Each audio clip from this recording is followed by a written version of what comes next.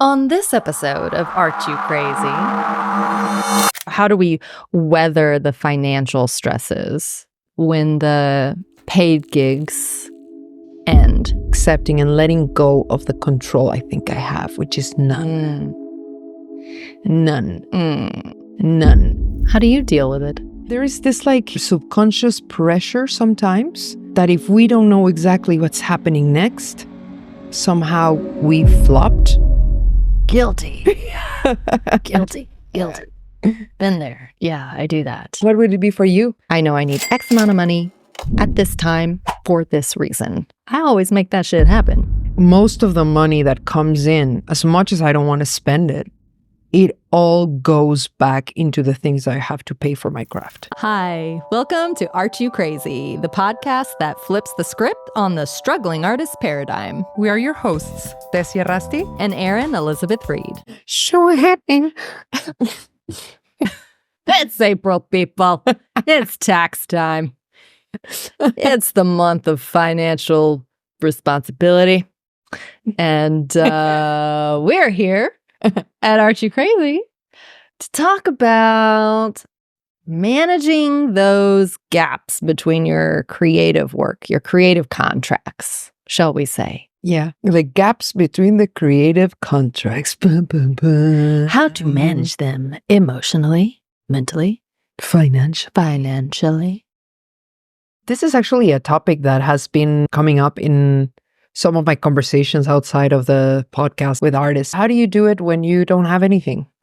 When you're not doing anything for the next 3, 6, 9 months? An exterior creative contract that is given to you as an artist. I have this friend that told me, how do we do this? Because I feel like I'm losing my mind and I'm always doing something, but it's been too long since I've had a contract and I feel so sad and I feel like I'm losing hope, or I don't feel motivated, or like I don't feel like getting out of my apartment. How do you deal with it? It's very recent that I started becoming more aware on when I'm going to the dark side. Before, I didn't know how to get myself out of there faster. So I would let it fester while I go into the spiral, right? Remember that I did this theater play recently. Yes. And it was only 2 weeks. So it just finished fast, right? I'm not saying that I'm not grateful that it was there, but I was like, okay, it's done. So now what? Yeah.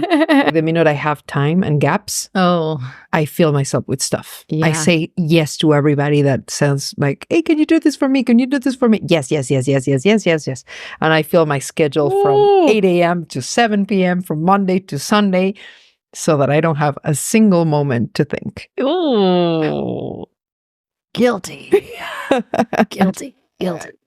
Been there. Yeah, I do that. It's like you're constantly running sprints. The work is a sprint and you give it everything you've got, but it's just for a very short, and short is relative. It could be 2 weeks, it could be 2 months, it could be 6 months, it could be 2 years, but it's a sprint. You give it everything you've got for this finite period of time. Yeah.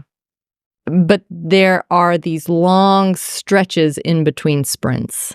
And again, long could be relative depending on your industry, your experience level, and just what your personal makeup is, like how it just feels to you. So I've certainly felt the extreme highs of being in that sprint, like that endorphin, and then it's over. And it's like the come down process mentally and emotionally can just be really severe sometimes. And it's a real thing. It's real. Yeah. Because it's literally your brain chemicals rebalancing, your hormones rebalancing in your body. You're not crazy. Or are you? Not really, because we are.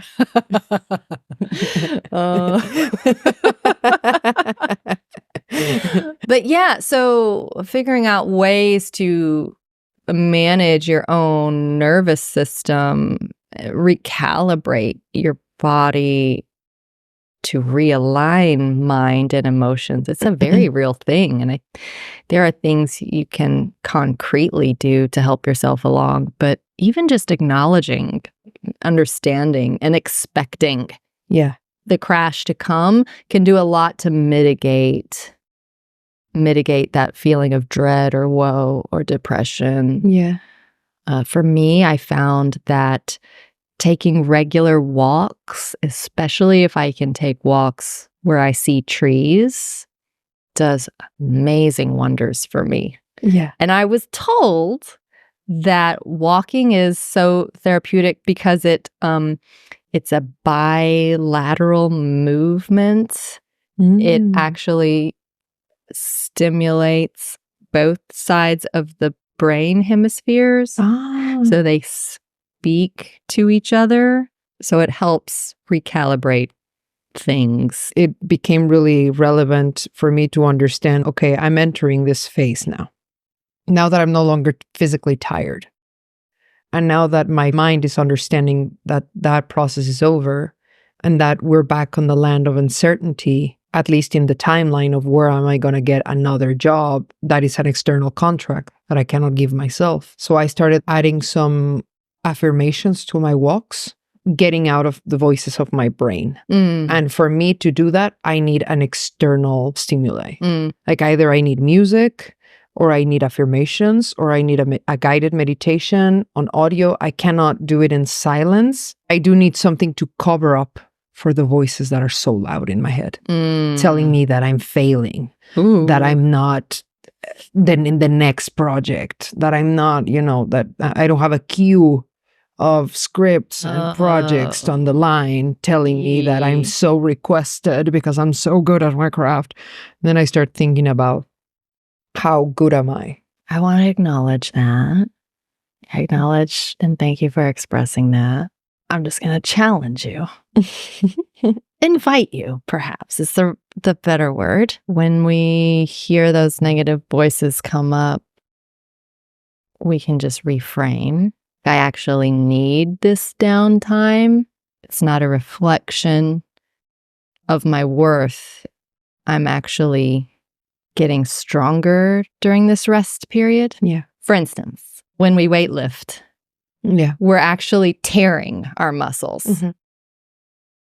We don't gain muscle while we're lifting weights. It's when we rest. It's when we rest. It's on the days off that the muscle repairs itself and is better and stronger. And I mean, mouth to God's ears, when we have our wildest dreams and you have 20 scripts on your desk and people are vying for you and you're constantly working, we will probably long for these periods. Yeah, I was thinking about that. Of rest. Yeah.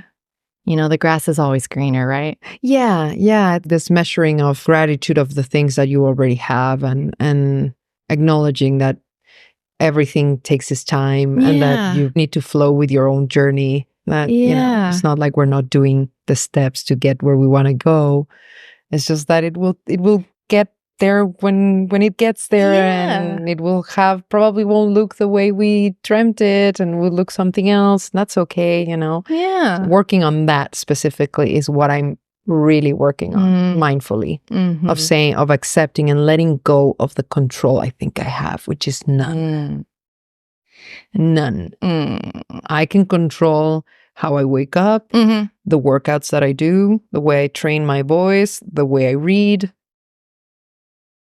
the way I show up for this podcast. Yeah. But I can't control how other people will receive me in a room. You can't. You cannot. And you know what helped me a lot? Work on the video that we did last week. Oh, yeah. That was a precious moment of creativity and going back to the soul for me. Yeah. So I wanted to bring that. That was something that came up for me, the value of having your own creative projects to always turn to. Yeah. When the paid gigs end. So you can be filling your creative cup and keeping yourself focused. You're doing the work. You're back in the gym training again, building your skill set, or to switch sports metaphors, when you're learning to jump hurdles, you don't start off at the highest level. You start off at the lowest one, and you space them out. A lot of space between them, And so, and you're slowly building up, slowly raising the bar, slowly getting them shorter. Well, with the examples that you're giving, something came to my mind. When we're children, we have a certain book age group, right? Okay. That teaches us first how to read signs, how to read numbers, how to read colors, contrasts, faces, etc.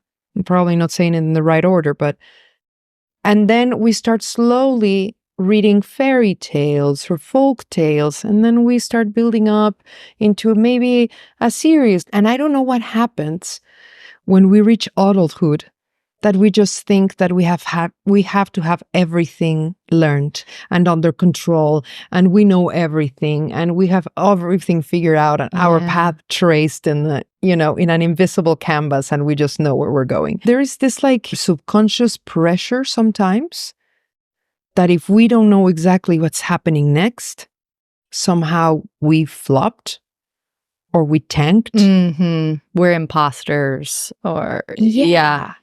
So it was really interesting, that to me, just pointing it out. Yeah. The importance of maintaining a beginner's mindset. It's really makes a difference in your overall growth. Like, we all continue to grow and learn. Beginner's mindset doesn't mean you don't remember what came before, or that you deliberately forget your skill set.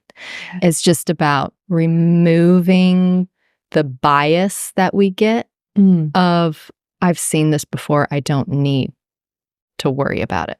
Yeah. Rediscovering within the knowledge. Yeah. Can I see it for the first time again? Can it hit me in a new way? What else can I learn from this in this moment that I wasn't able to see the last time I saw it, or the first time I saw it? Curiosity instead of assumption. Yes, that's it. Todo depende del cristal con que se mira. Okay. It all depends in the lens you look, or the crystal that you look. Todo depende, it all depends del cristal con que se mira, of the crystal through what you're looking through. See? Since it's tax season, I do think it is worth bearing just to talk about, just briefly, how do we weather the financial stretches between gigs? Yeah. And I don't think there's like a single right way of doing this. I just know that for myself personally, just painting with a broad brush, when I get a nice big stretch of money that comes in during my sprint, not spending it all. Socking some away, because inevitably I know I'm going to go through the long walking rest stretch period. Periods of bounty and the periods of drought. Yeah. So how do I find an equilibrium where financially I'm moving at approximately the same pace, even though my work output externally to the world might look like this? Yeah. Now that you're talking about tax season, and I just finished my taxes because I have to do them by myself manually. Most of the money that comes in, as much as I don't want to spend it, it all goes back into the things I have to pay for my craft. Just to give you an example, everything that I earned from the theater play that I did for those 2 weeks, which was probably the best salary I've had in this country in terms of artistic work, went all to pay for my equity membership. Yeah. All of it. Yeah. And in its entirety. I didn't grab anything for like pay myself a restaurant, cut my hair, buy myself makeup, nothing, zero, no. It all went to equity. And it's the same. I have to pay for my website, and I have to pay for it's a yearly renewal. Yeah. So I find it really challenging to prepare for the drought when there is always something. There's always like a backlog. Yeah. And there's always something to pay for, that the amount of money that goes in is not the amount of money that needs to go out. You know what I mean? Mm. I don't follow my own advice, but I tell people, what do you want to do? Like, do you want to create a film? Then maybe getting a part-time job and say, I'm going to just have this job for 5 months so that I can get $3,000 so that I can pay for that film, which I did in LA when I filmed The Jewels of Light. That's what I did. And then it all was for that goal. But I haven't done it that way anymore. I've always grabbed all the jobs that I have besides the creative jobs just to keep up with the expenses, not really set them for a particular goal. And that's where I'm falling short. I think that sounds wonderful. I know I need X amount of money at this time for this reason. And somehow I always make that shit happen. Like the money comes. Yeah. But if I don't, it's much harder for me to feel like I'm sourcing my energies and managing my finances in a way to move me forward. Yeah, absolutely. Specifics are always best. And then you can plan, right? Now that I had all these jobs where they didn't retain the taxes, it's okay because I knew that and I planned for it. But if I didn't plan for it, then I would owe like, I don't know, $1,000 or $2,000 in taxes. And where would I get those? Like they would just like, I would just poop them or like make a deal with a leprechaun that lives in my closet just to exchange it for gold. And, you know, like, please, leprechaun, don't do that. Like, I don't want any jinxings. Like, oh, well, let's be friendly. I'll give you oatmeal with honey. Maybe this is like more financial topic, but maybe we could have an accountant for artists, you know, somebody who maybe specializes in creatives. Call in all accountants for artists. Would you like to be interviewed for our podcast? Financial advisors. We can't pay you because we're broke. But if you want to help artists and come to our podcast, we would love that. No, truly. So let's close out this episode. What is one way we could each frame a financial goal for ourselves? I need maybe to save up $4,000 to do a 1-month retreat in a cabin in Ireland to write and contemplate and do mindfulness. Okay. Boom. By May next year. 1 year. So SMART goals. Specific? Yeah. Is it achievable? Is 1 year achievable? Yeah. I think so. Yeah. Yeah, I think so. It is. Everything is achievable. It is. Manifesting it. So let's just say 4,000. Yeah. Ooh, look at this number, people. $333 and 3 to the infinity cents. And 3 is the number of communication. 333.3333333. It's so aligned. 3333333. The angels approve. What would it be for you? I would love to stage a production here in New York of one of my plays. I've been dying to do this. I've been saying this for like a year and a half now. I would love this to happen by the fall. Let's just say $6,000. I think that's on the low side, probably. So that would be like $1,000 a month I'd have to come up with. Well, you can. Maybe I should look at grants. Yeah, and it doesn't have to come like that. That's what I was going to say. It doesn't have to come from the same source of income. Yeah, like it can come from a job, it could come from a grant, and it can come from a crowdfunding. Yeah, or something. A mix of sources. Yeah. All right. Money comes my way from multiple sources at all times. At all times. I love this. I feel activated at the end of this talk. I love it. We hope you feel activated too. Yeah. And if anybody out there has any fabulous meditations or processes, things that help you through your droughts, your slow times, share them our way. We'd love to pass them along to our other viewers and listeners and just share the mental health. Yeah. And budget. How do you budget yourself as a creative? Yeah. With what I just shared. Yeah. Does budgeting work for you? And if so, how? How?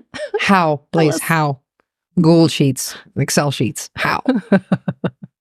Hey, I'm sure you love this episode. Before you go, here are 3 ways you can help us keep things crazy. Just leave us a rating or share this episode so more people can access this content. Easy peasy, right?